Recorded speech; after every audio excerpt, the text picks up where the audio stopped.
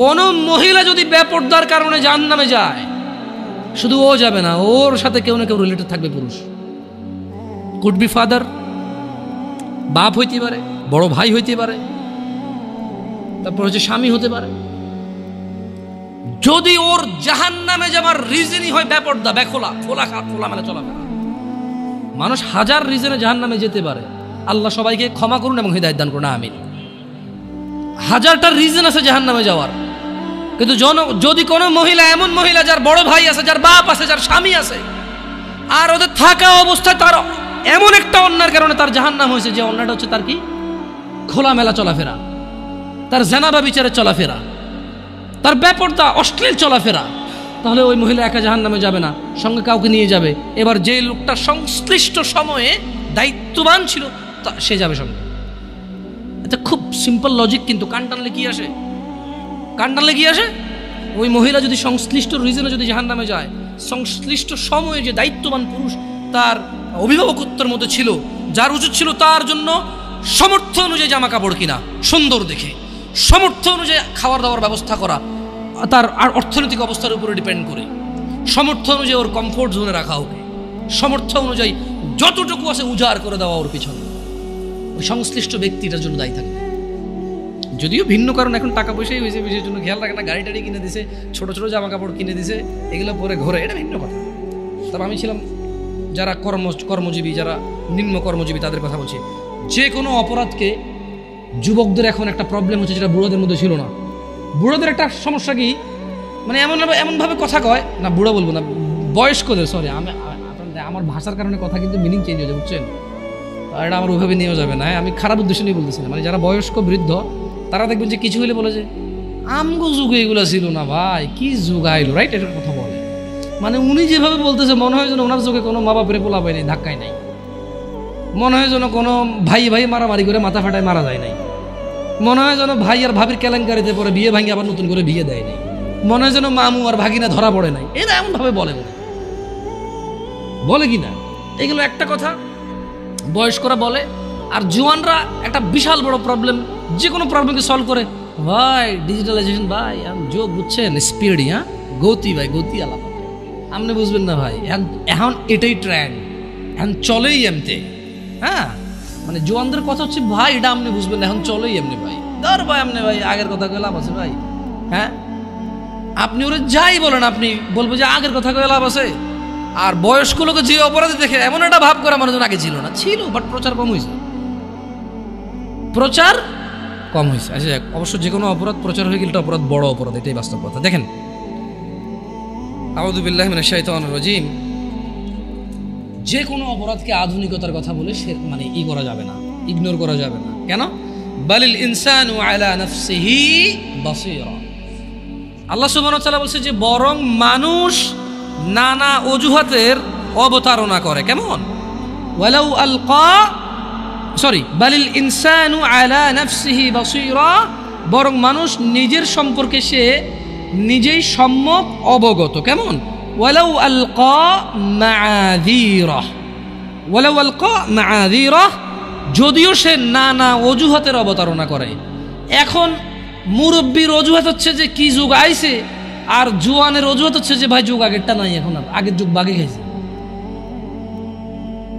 জোয়ানের যে কোনো প্রবলেম ও বলে আগের যুগ বাগে খাইছে, আর মুরব্বীর যে কোনো প্রবলেম ও বলে যে আরে কি যৌবনা আইলো। কিন্তু ওই অপরাধ কিন্তু ওনার ছেলেই লিপ্ত, ওনার নাতেই লিপ্ত। আপনি গ্রাম অঞ্চলে, শহরে তো আসলে ওইটা নাই বলে লাভ নাই। গ্রামে তো মনে করেন সবার ঘরে টিভি আছে, কিন্তু আবার ওই যে প্রত্যেকটা দোকানের মোড়ে মোড়ে একটা করে দোকান আছে, চা, বেশ কিছু দোকান আছে যেখানে চা, পরোটা, বিশেষ করে সারাদিন 24 ঘন্টা চাটাই চলে ননস্টপ। আর সকালে পরোটা বানায়, বিকেলে পুরি বা কেউ সিঙ্গারা বানায়, আর ডিফারেন্ট কেউ সেমাই রান্না করে, কেউ সুজি পায়েস, মানে কেউ হালুয়া বানায়, এভাবে এটা দিয়ে চলে। তো ওই দোকানগুলোতে টেলিভিশনে সারাদিন যেই যুগে যেই গান বাজনা সিনেমা ছিল ওই যুগে ওইটাই চালাইছে, ওরা পিছাই নেই। যদি বাংলাদেশ সরকার মানে আমাকে কখনো প্রশ্ন করে যে কারা ডিজিটালাইজেশনের সর্বোত্তম ব্যবহার করছে, মানে সবার আগে এবং পুঙ্খানুপুঙ্খ, আমি বলবো যে গ্রামের চা দোকানগুলো। যেই যুগে যেই সিনেমা যতটুক খুইলা মেলা নাচছে, ওই যুগে ওই সিনেমা ওই গান ওগুলোই ওরা চালাইছে ওদের টিভিতে। ওরা কোনোদিন পিছ ভাই সবার আগে ভাই চালাই দিত। বাপ দোকানদারি করে, ছেলে দোকানদারি করে, বাপ ছেলে দুজনের সামনে এইসব গান বাজবে। আর আপনাকে একটা কথা বলি, ওই দোকানের অধিকাংশ কাস্টমার কারা জানেন? যারা বসে বসে সিনেমা নাটক দেখে, অধিকাংশ 30-35 প্লাস মানুষ। কেন 40 প্লাস 50 প্লাসই বেশি? কেন 40-50 প্লাসই বেশি মানুষ? কেন? ছেলে বিদেশ আছে, টাকা পাঠায়, বাপে কাজ করে না এখন, আর আগে হাল চেষ্টা করতো, রাইট? তো এখন ওখানে জোয়ানদের সিরিয়াল কম কেন? কারণ মুরব্বী আছে তো ঢুকতে পারে না। এটা তো শহর না যে আবে তুই কেঠা, তুই কেঠা, এটা তো গেরাম, তো তুই কেঠা বলে ঘুষে না ভাঙে আমি কে মানি। ওখানে একটা এখনো হিসেব চলে যে অমুক চাস্তো চাষা, জ্যাঠতো চাষা, দাদার ভাইয়ের ভাই, দাদার শালার মামু, রিলেশন ওখানে খুব এফেক্ট আনে রাখে, বুঝছেন? আপনি জোয়ান মানুষ দোকানে ঢুকে কয়ে দেবেন যে ও বসে রয়েছে কেন, ওই বেটা সিগারেট খাইব আর টিভি দেখবো। আর আপনি যখন ঢুকে বসবেন তো পোলাটা কার রে, তো চরম বেয়াদব হয়েছে। আমগো যুগে তো আমরা মুরব্বী দেখলে জুতো হাত বকুলে নিয়ে চলে আসছি, এতে দেখি আমি যে চেয়ারে টিভি চাই। জিনিস কিন্তু একটাই, দুজনে চাইতেছে, কিন্তু ও ছোট তো চাইলে সমস্যা, বড়রা চাইলে সমস্যা নেই। এটা কিরকম? ছেলে যখন বাপের সামনে সিগারেট খায়, বড় বেয়াদব, ও আমার সামনে সিগারেট খায়। বাপে যখন ছেলের সামনে সিগারেট খায়, ইটস টোটালি ফাইন। কাজ কয়টা? কাজ কয়টা? বাপের জন্য আর ছেলের জন্য কি এক হইল? না না, এখন আবার কিছু লোক উদাহরণ দেব। আপনি বাপ্পাটাকে কি এক মনে করেন? তাহলে মায়ের পায়ের নিচে কেন ছেলের জান্নাত? ও ভাই, ওটা তো ঠিক আছে, কিন্তু অপরাধের ক্ষেত্রে তো সবাই সমান। কারণ অপরাধ তো বাপের সাথে করতেছে না, করতেছে কার সাথে? তো এই হলো যে মানে আমাদের ধরেন আধুনিকতা বলে মিথ্যা সান্ত্বনা দিয়ে সবকিছুকে উড়িয়ে দেওয়া। আল্লাহ সুবহানাহু ওয়া তাআলা কোরআনুল কারীমে, আপনারা এই ওয়াল আদিয়াতি দবহা সূরাটা পারেন কেউ? এই ওয়াল আদিয়াতি দবহা মানে এই সূরার মধ্যে খুব সুন্দর একটা আয়াত আছে। আমি প্রায় যখন মাগরিবের নামাজে এই সূরাটা পড়ি, আমার মানে সুবহানাল্লাহ, নিজেকে নিজে দাওয়াত দেওয়া হয়, নিজের ব্যাপারে নিজের উদাসীনতাগুলো ধরা পড়ে। কেন? ওখানে আল্লাহ তাআলা বলছে যে আউযু বিল্লাহি মিনাশ শাইতানির রাজীম, ইন্নাল ইনসানা লিরাব্বিহি লাকানুদ। নিশ্চয়ই মানুষ তার রবের প্রতি বড়ই অকৃতজ্ঞ। আল্লাহ স্বীকৃতি দিচ্ছে, আল্লাহ স্টেটমেন্ট দিচ্ছে, আল্লাহ ঘোষণা দিচ্ছে, আল্লাহ জানিয়ে দিচ্ছে মানুষকে মানুষের স্বভাব চরিত্র। ইন্নাল ইনসান, নিশ্চয়ই মানুষ, লিরব্বিহি, তার রবের প্রতি, লাকানুদ, বড়ই অকৃতজ্ঞ। ওয়া ইন্নাহু আলা যালিকা লাশাহীদ, এবং সে যে অকৃতজ্ঞ তার রবের প্রতি, এই কর্মে সে নিজেই সাক্ষী। তো অকৃতজ্ঞ অনেকগুলো কারণের মধ্যে ছোট্ট একটা কারণ হিসেবে আল্লাহ বলছে যে ওয়া ইন্নাহু, সে তার রবের প্রতি তো খুব অকৃতজ্ঞ এবং এর জন্য সে নিজেই তার সাক্ষী। সে অকৃতজ্ঞ তো করে ওয়া ইন্নাহু, আর সে ওয়া ইন্নাহু লিহুব্বিল খায়রি লাশাদীদ, আর ধন সম্পদের প্রতি অবশ্যই সে খুব আসক্ত। আফালা ইয়ালাম, সে কি জানে না? ইযা বু'সিরা মা ফিল কুবুর, যখন কবরে যা কিছু আছে সেগুলোকে উত্থিত করা হবে, উত্থান করা হবে, উপস্থিত করা হবে। ইন্নাল ইনসানা লিরাব্বিহি লাকানুদ, নিশ্চয়ই মানুষ তার রবের প্রতি অকৃতজ্ঞ। মহিলা এবং পুরুষ উভয়কে এখানে বলছে ওয়া ইন্নাহু আলা যালিকা লাশাহীদ, আর নিশ্চয়ই এই কাজে সে নিজেই সাক্ষী। ওয়া ইন্নাহু লিহুব্বিল খায়রি লাশাদীদ, ধন সম্পদ জমিয়ে রাখতে সে খুবই আসক্ত, খুবই আসক্ত। সে কি জানে না? আফালা ইয়ালাম, সে কি জানে না? ইযা বু'সিরা মা ফিল কুবুর, যখন কবরের ভিতরে যা আছে তা উত্থিত করা হবে। এটা কি সে জানে না? আমরা কি জানি না আমরা মরব? বাট আমরা তো তখন জানি না। যখন আমরা ধন সম্পদে খুব আসক্ত হয়ে যাই, যখন আমরা ছেলে সন্তানে খুব আসক্ত হয়ে যাই, তখন তো আমরা এটা মাথায় রাখি না। হারাম হালাল, আল্লাহ এবং মানুষের, আমার কাজ আর আল্লাহর কাজ, তখন তো আমরা ইম্পর্টেন্সটা দিতে পারি না। সত্য থেকে বিমুখ হওয়া অন্যতম একটি কারণ যুবকদেরকে বেখেয়ালি করে রেখেছে। আল্লাহ তাআলা কোরআনুল কারীমে বলছেন ওয়ামান আযলামু মিম্মান যুক্কিরা বিআয়াতি রাব্বিহ, আর তার চেয়ে অধিক জালেম কে হতে পারে? আর তার চেয়ে অধিক জালেম কে হতে পারে? বিআয়াতি রাব্বিহ, যাকে তার রবের আয়াত সমূহ সম্পর্কে স্মরণ করিয়ে দেওয়া হয়েছে, فأعرض عنها ونسي ما قدمت يداه, অতঃপর সে তা থেকে মুখ ফিরিয়ে নিয়েছে, বিমুখ হয়েছে এবং সে ভুলে গিয়েছে ইন্না জাআলনা আলা কুলুবিহিম আকিন্নাহ আন ইয়াফকাহুহু ওয়া ফি আযানিহিম ওয়াকরা ওয়া ইন তাদউহুম ইলাল হুদা ফালান ইয়াহতাদু ইযান আবাদা। আর তার চেয়ে অধিক জালেম কে হতে পারে যাকে তার রবের আয়াত সমূহ সম্পর্কে স্মরণ করিয়ে দেওয়া হয়েছে, অতঃপর সে তা থেকে মুখ ফিরিয়ে নিয়েছে এবং সে ভুলে গিয়েছে, তার দু হাত পেশ করেছে। নিশ্চয়ই আমরা, আল্লাহ বলছেন, তাদের অন্তরের উপর আবরণ দিয়েছি যেন তারা কোরআন বুঝতে না পারে, এবং তাদের কোনো বধিরতাও, তাদের কানে বধিরতাও এঁটে দিয়েছি। আর আপনি ও মুহাম্মদ সাল্লাল্লাহু আলাইহি সাল্লাম তাদেরকে সৎ পথে ডাকলেও তারা কখনো সৎ পথে আসবে না। তার মানে যখন মানুষ জুলুম করে, জুলমের সর্বোচ্চ পর্যায়ে চলে যায়, তখন তার জন্য দুর্ভাগ্য, আল্লাহ তার হৃদয়কে আবরণ দিয়ে ঢেকে দেয়।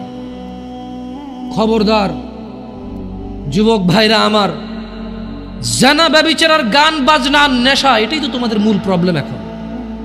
আই ডোন্ট নো, আমি জানি না তোমাকে কিভাবে এটাকে রিমুভ করব। ওয়াল্লাহি আমি কোনো মন্ত্র জানি না, আমি কোনো তন্ত্র জানি না। এই পৃথিবীতে কে এমন মন্ত্র জানে, তন্ত্র জানে, তাও আমি জানি না। আমার কাছে এমন কোনো ঔষধ নেই যেটা জাড়িবুটি বা আধুনিক মেডিকেল সায়েন্সের উন্নতিতে তারা এমন কিছু আবিষ্কার করেছে যে বড়ি বা ট্যাবলেট তোমাকে আমি দিব বা সিরাপ দিব তোমাকে আমি, তুমি খাবা, জানা, নেশা, এগুলো থেকে তুমি মুক্ত হবা। আমার জানা নাই। তোমাকে একটাই জিনিস, বোন আমার, তোমার বয়স মাত্র 12, কেন তুমি কারো বিছানায় চলে যাচ্ছ? ওয়াই? তুমি দেখো না তোমার বড় বোন প্রেম করেছে, 3টা বিয়ে, কারো সাথে হয়নি? শিক্ষা নাও ওখান থেকে। বোন আমার, তুমি দেখো না তোমার বোনের কি প্রবলেম, তার স্বামীটা আরেক মহিলার সাথে সময় কাটায়, তাকে সময় দেয় না। তুমি যে আরেকজন পুরুষের সাথে সময় দিচ্ছ, ওরও তো স্ত্রী আছে। তোমার বোনের ফ্যামিলির প্রবলেম তো তুমি যার সাথে সময় দাও তারও ফ্যামিলির প্রবলেম। যুবক ভাই আমার, তোমার বোনকে নিয়ে আর পারছ না, তোমার মন চায় তোমার দুলাভাইকে মারতে, বাইন্দা পিটাইতে। কেন? সে তোমার বোনকে কষ্ট দেয়, পরকিয়া করে তোমার বোনের উপর সন্দেহ করে জুলুম করে। তুমিও তো কারো দুলাভাই, তুমিও তো আরেক মহিলার সাথে সময় কাটাও, তোমার বউকে সময় দাও না, জুলুম করো। তোমার শালারও তো মন চায়, তোমার সম্বন্ধে শ্বশুরও তো মন চায় জামাই বা দুলাভাইয়ের পিটাই ধরে কতক্ষণ। কেন এভাবে বিচার করো না যুবক? বোন আমার, তোমার বয়স মাত্র 14, মাত্র। তুমি এই বয়সে সিগারেট খাওয়া শুরু করে দিছ, আফসোস বোন আমার।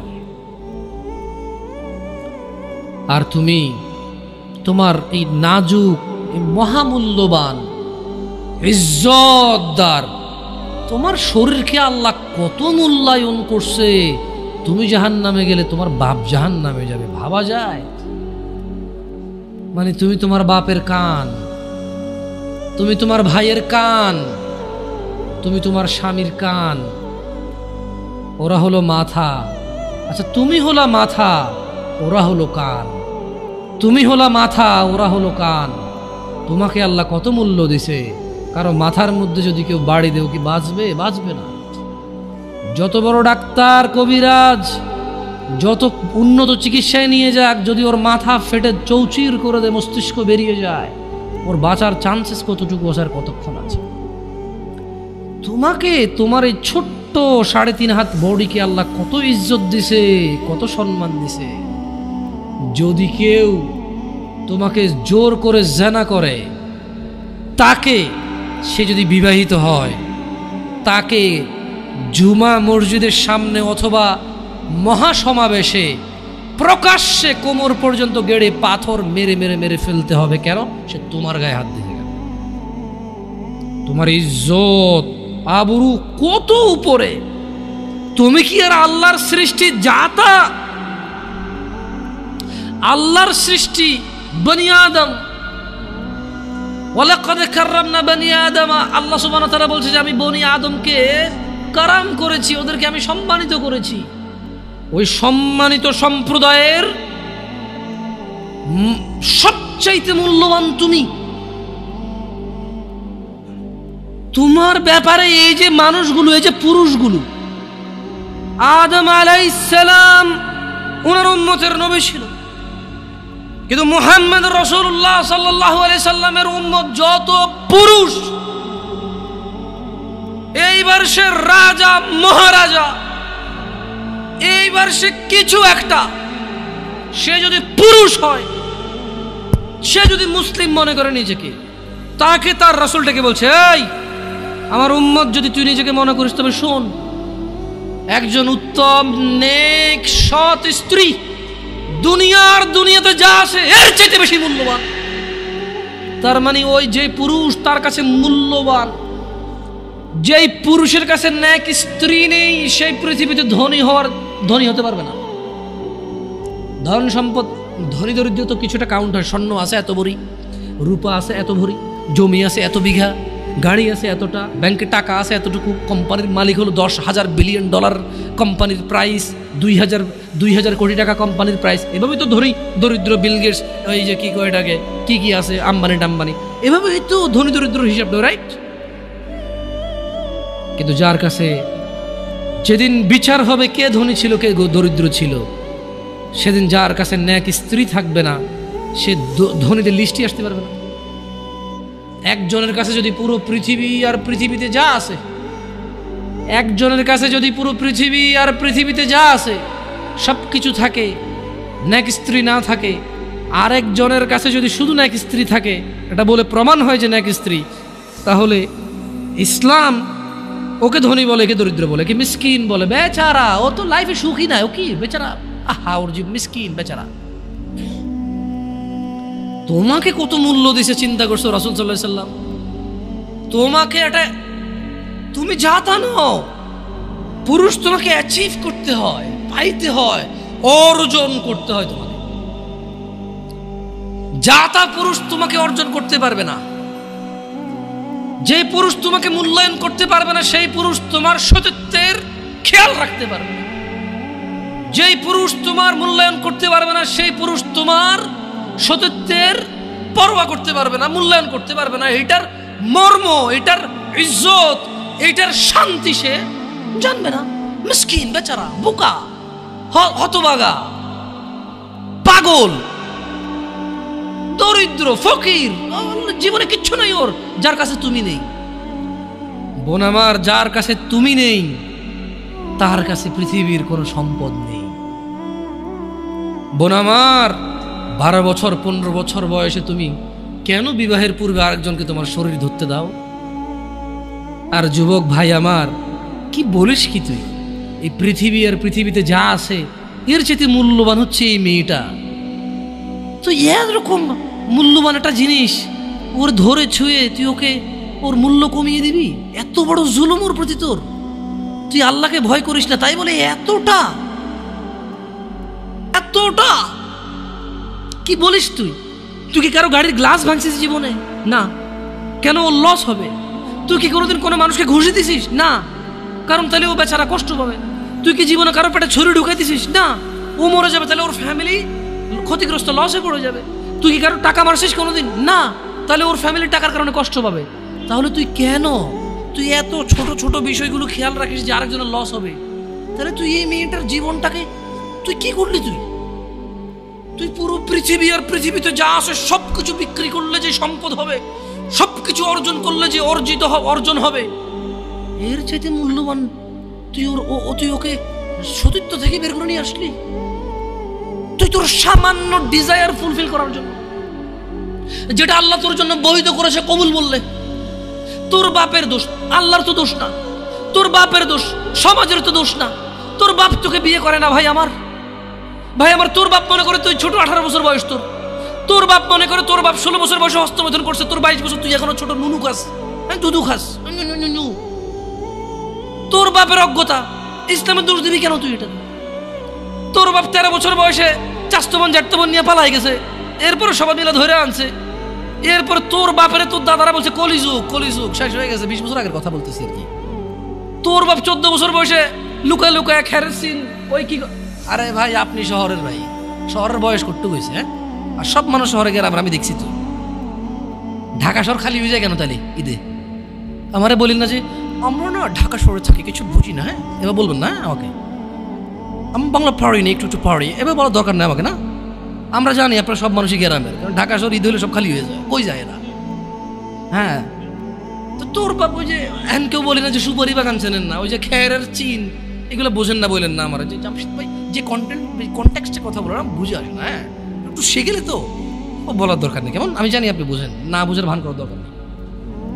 আচ্ছা তো তোর বাপে 14 বছর বয়সে এই বাঁশবাগান আশবাগানে যায় জেনায় লিপ্ত ছিল, তোর বয়স 25, কয় এখনো ছেলেটা বড় হয়নি। দোষ ইসলামের এখানে? তোর বাপের, তোর জান্নাতের প্রতি পরোয়া নেই, তোর টাকার প্রতি পরোয়া আছে। তোর বাপ তোর জান্নাত সেভ করতে চায় না, তোকে নাকি ভালোবাসে। তোর বাপ তোর ইজ্জতের পরোয়া করে না, তোকে নাকি ভালোবাসে। তুই নাকি ভালো মানুষ, পৃথিবী আর পৃথিবীর সবচেয়ে সম্পদশালী জিনিসটাকে শুধু একটা এই মুখে মুখে চুমু দিয়ে একটা ওই যে এভাবে ছবি তুলেছি, হ্যাঁ এভাবে এভাবে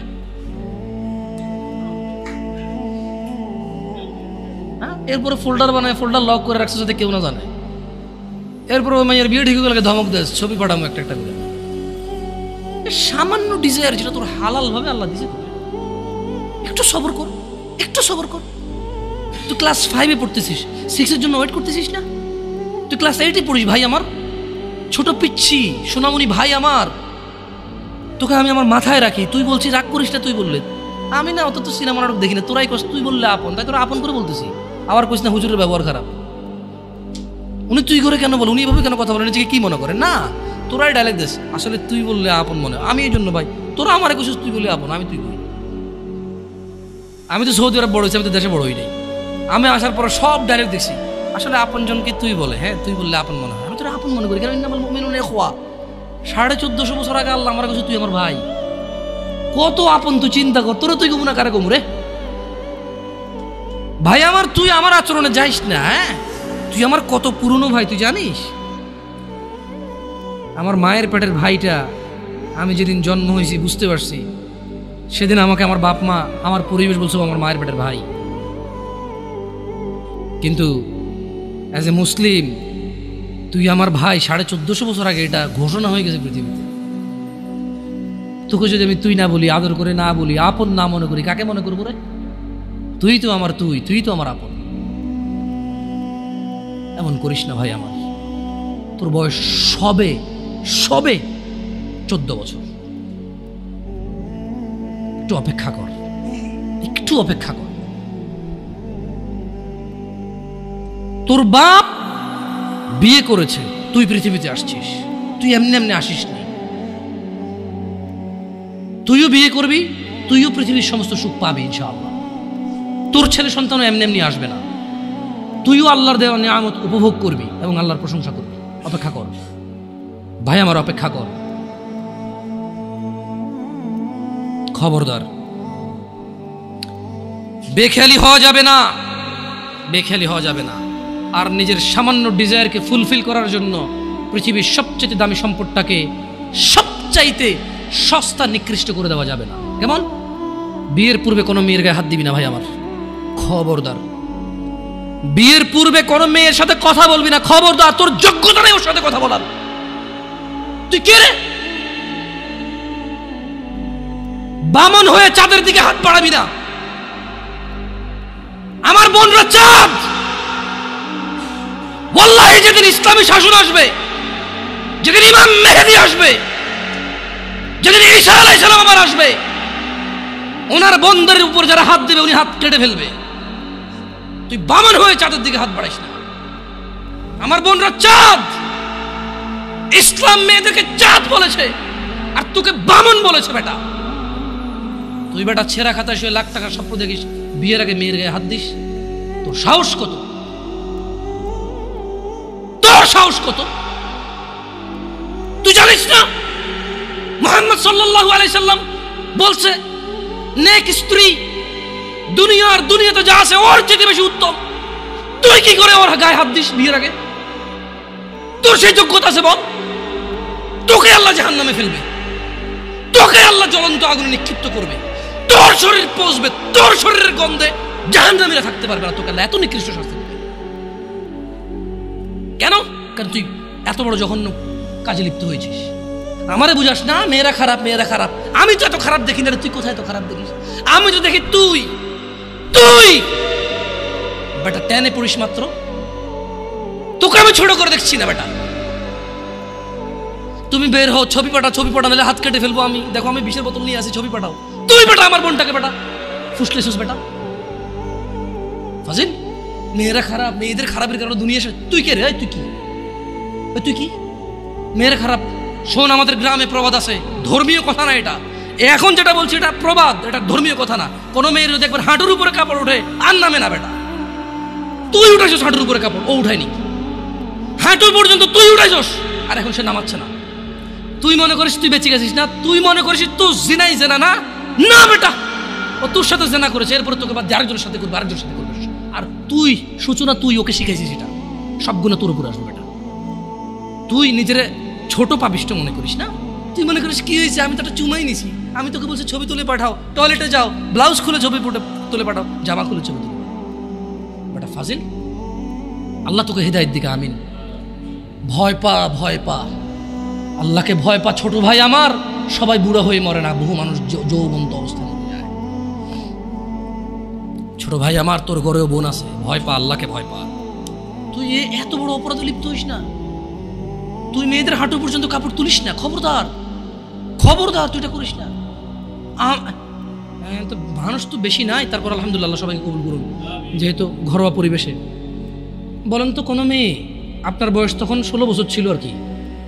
আচ্ছা যান, কোনো একটা 14 থেকে 18 বছরের মেয়ে আপনাকে বলছে চলো আমরা একসাথে থাকি, বলেন 1 লাখ একটা পাবি না, 1 লাখ। আমি বলে দিচ্ছি, চ্যালেঞ্জ হলে আসিও, তুমি প্রমাণ করে দিও, যাও।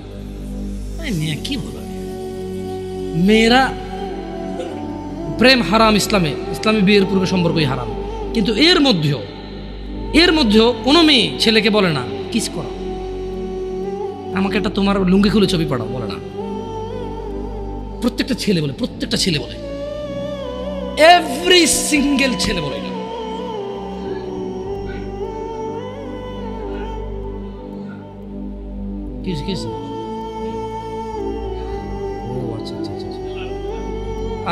ঠিক আছে, বন্ধ করবো, জানা না, মানুষকে কষ্ট দিন না, জানা বন্ধ করে দেন। আপনার সাউন্ডটা আরো একটু করিয়ে দেন, কেমন? মানুষজন যাতে কষ্ট না পায়, কেমন? কারণ সবাই বাধ্য না তো। না ঠিক আছে, না জানালাগুলো বন্ধ করে দেন, মানুষ যাতে কষ্ট না পায়, কারণ সবাই তো বাধ্য না। আর সাউন্ড সিস্টেমটাকে আরো কি করবেন, মানে এরপরের হালাকা না, নিচে আপনি মাইক লাগাবেন, মাইকের সাউন্ড লিমিট করবেন।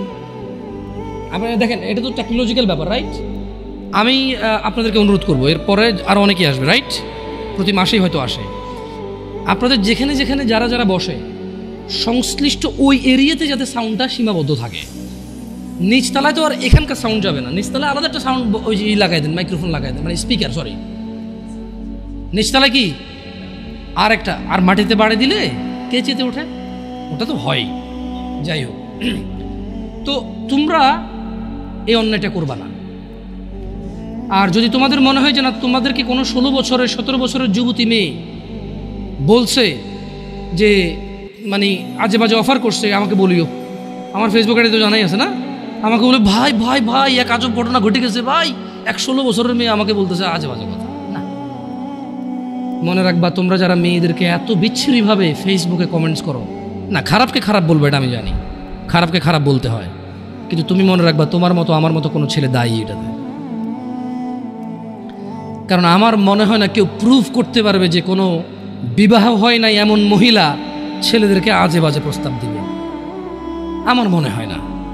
হ্যাঁ, বিবাহের পূর্বে দিতে পারে কারা, যাদেরকে 12 বছর 13 বছর থাকা অবস্থায় তাদেরকে তাদের বয়ফ্রেন্ডরা আজে বাজে পথে নিয়ে চলে গেছে, সেটা ডিফারেন্ট ইস্যু হতে পারে। বাট নর্মালি যে কোনো ছেলে যে কোনো মেয়ের সাথে পরিচয় হলেই কিন্তু আজে বাজে প্রস্তাব দেওয়া শুরু করে। আল্লাহ আমাদেরকে বোঝার তৌফিক দান করুন। আর যুবক ভাইরা আমার, মনের দাসত্ব করা যাবে না। আল্লাহ সুবহানাহু ওয়া তাআলা কুরআনুল কারীমে বলছেন, ওয়ামা উবাররিউ নাফসি, সূরা মানে ইউসুফ আলাইহিস সালামের এই ঘটনাটা আমাদের জন্য খুবই প্রয়োজনীয়। কেন? এখানে আল্লাহ সুবহানাহু ওয়া তাআলা সূরা ইউসুফের মধ্যে ইউসুফ আলাইহিস সালামের একটা তথ্য তুলে দিয়েছেন আমাদেরকে। কি? ওয়ামা উবাররিউ নাফসি। ইউসুফ আলাইহিস সালাম বললেন, আর আমি নিজেকে নির্দোষ মনে করি না। ইউসুফ আলাইহিস সালাম কি বললেন? কি বলছে? ওয়ামা উবাররিউ নাফসি, আর আমি নিজেকে নির্দোষ মনে করি না। ইন্নান নাফসা লাআম্মারাতুন বিসসুই ইল্লা মা রাহিমা রাব্বি ইন্না রাব্বি গফুরুর রহিম। তিনি বলছেন যে আমি ইউসুফ আলাইহিস সালাম নিজেকে নির্দোষ মনে করি না। কেননা নিশ্চয় মানুষের নফস খারাপ কাজের নির্দেশ দিয়েই থাকে। তিনি কেন নিজেকে নির্দোষ মনে করে না? তিনি বলছে কারণ মানুষের যে নফস, যে সেলফ আছে, এটা খারাপ কাজের নির্দেশ দিতেই থাকে। কিন্তু সে নয় ইল্লা মা রাহিমা রব্বি, কিন্তু সে নয় যাকে আমার রব দয়া করেন। তার মানে এই পৃথিবীতে ইউসুফ আলাইহিস সালাম বলতে চাচ্ছেন যে আমি নিজেকে নির্দোষ মনে করি না, তবে ওই লোকটা যাকে আমার রব দয়া করছে, নিশ্চয়ই আমার রব অতীব ক্ষমাশীল। তার মানে যদি আমরা আমাদের হৃদয়কে যদি আমরা চাই যে আমাদের হৃদয় আমাদেরকে জানার দিকে না ডাকুক, নেশার দিকে না ডাকুক, ব্যভিচারের দিকে না ডাকুক, জুলুম অত্যাচার সুদ ঘুষের দিকে না ডাকুক, যদি এটা আমি চাই, তাহলে আমি আমার রবের দয়া প্রত্যাশী হতে হবে এবং নিজেকে এমন কর্মব্যস্ততায় রাখতে হবে যেই কর্মফলে রব আমার উপর সন্তুষ্ট হয়ে আমাকে দয়া করবে এবং সেই দয়ার বদৌলতে আমার হৃদয় বা আমার নফস আমাকে খারাপ কাজের আদেশ দিতেই থাকবে না। আল্লাহ তাআলা কোরআনুল কারীমে আরো বলছেন, ওয়া নাফসিন ওয়া মা সাওয়াহা, শপথ নফসের এবং যিনি তা সুবিন্যস্ত করেছেন তার, ফাআলহামাহা ফুজুরাহা ওয়া তাকওয়াহা, তারপর তাকে তার সৎ কাজের এবং তার অসৎ কাজের জ্ঞান দান করেছেন। একটা জিনিস খেয়াল করে দেখেন, আল্লাহ সুবহানাহু ওয়া তাআলা কি বলছেন? ওয়া নাফসিন ওয়া মা সাওয়াহা। আল্লাহ কসম করতেছে যে শপথ নফসের, মানে যে আমাদের সেলফ আর কি, সেলফ ভিতরে যে আমাদের সেলফটা আছে, নফস আছে, বাংলা কি কয় এটাকে? না, নফসের বাংলা হচ্ছে কি আত্মা না? আত্মা না মনে হয়। খের, নফস তো বুঝছেন আপনারা, কঠিন বাংলাটা জানতে হবে কারো থেকে ভালো, যারা ভালো বাংলা গ্রামার বোঝে। তো আল্লাহ তাআলা বলছেন যে শপথ নফসের। কারণ নফস হচ্ছে কি, যে জিনিসটা আমার মানে ব্যক্তি সত্তা আর কি, যেটা খুব অপরাধ প্রবণ হয় আর কি ব্যক্তিগতভাবেই। তো তিনি বলছেন যে ফাআলহামাহা ফুজুরাহা ওয়া তাকওয়াহা, শপথ ওই নফসের যেই নফসকে আল্লাহ তাআলা সৎ কাজ এবং অসৎ কাজের জ্ঞান দিয়েছেন। তার মানে আমরা বলতে পারবো না যে আমরা যে অসৎ কাজ করি আমরা নির্দোষ, কারণ আল্লাহ তো এটা আমাদেরকে কি দিছে? জ্ঞান দিছে, কোনটা ভালো কোনটা খারাপ। কদ আফলাহা মান যাক্কাহা, সুতরাং সেই সফল কাম হয়েছে যে নিজেকে পবিত্র করেছে। ওয়া কদ খাবা মান দাসসাহা, আর সেই ব্যর্থ হয়েছে যে নিজেকে কলুষিত করেছে। আল্লাহর সফলতা মানে হচ্ছে যে জান্নাতে গেছে তাকে আল্লাহ সফল বলেছে, যে জাহান্নামে যাবে তাকে আল্লাহ ব্যর্থ বলে। কেমন? এখানে সফলতা মানে পরীক্ষায় পাশ না, অধিক উপার্জনের অধিকারী হওয়া, অনেক বেশি রিজিক থাকা, 2-3টা বিয়ে করে ফেলা, গাড়ি বাড়ি থাকা, ভোটে দাঁড়াইয়া পাশ হয়ে যাওয়া, অথবা এলাকার মসজিদের সভাপতি হয়ে যাওয়াকে সফলতা বলে না। আল্লাহ সুবহানাহু ওয়া তাআলা যখন কোনো সফল কাম কাউকে বলে, আল্লাহ এটা মিন করে এবং এটাই মূল উদ্দেশ্য যে সফল মানে হচ্ছে জান্নাতি। সফল মানে কি? যে লোক জান্নাতে যায় নাই সে সফল হয় নাই, যে লোক জাহান্নামে গেছে সে সফল হয় নাই, সে ক্ষতিগ্রস্ত হয়ে গেছে। কেমন? এইটা আমাদেরকে খেয়াল রাখতে হবে আমার ভাইয়েরা। আমাদের নফসের প্রতি আমাদের দুর্বলতা থাকবে, এটা ন্যাচারাল বিষয়। তবে যে হৃদয়কে আল্লাহ ভালো এবং মন্দের জ্ঞান দিয়েছে, এটা দিয়ে যদি আমরা আল্লাহর রহমতের কামনা করি, তাহলে আমাদের এই কুপ্রবৃত্তি থেকে আমাদের রেহাই পাওয়ার কি আছে? সুযোগ আছে। জুয়া একটা সময় ছিল কি, মনে হয় এভাবে কার্ড দিয়ে এভাবে যারা খেলতো তাদেরকে জুয়া বলতো। মেবি ওইটাই একমাত্র জুয়া বলে মানুষ জানতো, যেখানে মানুষ হয়তো নিঃস্ব হয়ে যেত কেউ কেউ। ইভেন কেউ এরকম আছে যে বউ পর্যন্ত দিয়ে দিচ্ছে বাজিতে, যে এরপরে হারলে কি। আসলে বিবেক বুদ্ধি বিকৃত হয়ে যায়। তো আপনি এখন বলতে পারেন যে জামশেদ ভাই কি বলেন, কোনো মানুষ কি তার বউকে আরেকজনকে দিয়ে দেবে জুয়া খেলে? এরকম নিচে নামবে? আরেকজনের বউকে, লোক নিজের বউকে জুয়া খেলতে দিচ্ছে। কত মানুষ, কত বাপ মা আছে জানে মেয়ে এখানে চাকরিতে গেলে, ওখানে গেলে, এখানে গেলে মেয়ে হয়তো অবৈধ কর্মে, মেয়ের অনিচ্ছা সত্ত্বেও হয়তো ট্র্যাপে চলে আসতে পারে, হয়তো মেয়ে ওই রকম সিচুয়েশনে পড়ে যেতে পারে যে সে তার মানে যে তার ইজ্জত আব্রু রক্ষা করতে পারবে না। তারপরে তো বাপ মা এগ্রি করতেছে। আপনি স্বামীর কথা কেন বলতেছেন? সে জুয়া খেলে দিয়েছে এই জন্য না। অনেক ক্ষেত্রে অনেক বাপ মা মনে করে যে ওকে উন্নতি করতে হলে অনেক কিছু করা লাগে, এটা বলে। আবার হয়তো বাপ মা তো মনে এরকম আসে না, হয়তো নিজের ছেলে সন্তান তো পিওর মনে করে সবসময়, কেমন মানে ছোটবেলা থেকে, একদম ছোট থেকে পালে না, ইনোসেন্ট থাকে তো। আর আসলে বাপ মা তো ছেলে সন্তানের খারাপ যে জানাবে বিচারের বিষয়টা তো আসলে বুঝায়, স্বাভাবিক। এটাই তো আল্লাহর দয়া যে বাবা মা ভাই বোন সম্পর্কটা তো পবিত্র রেখেছে আল্লাহ সুবহানাল্লাহ।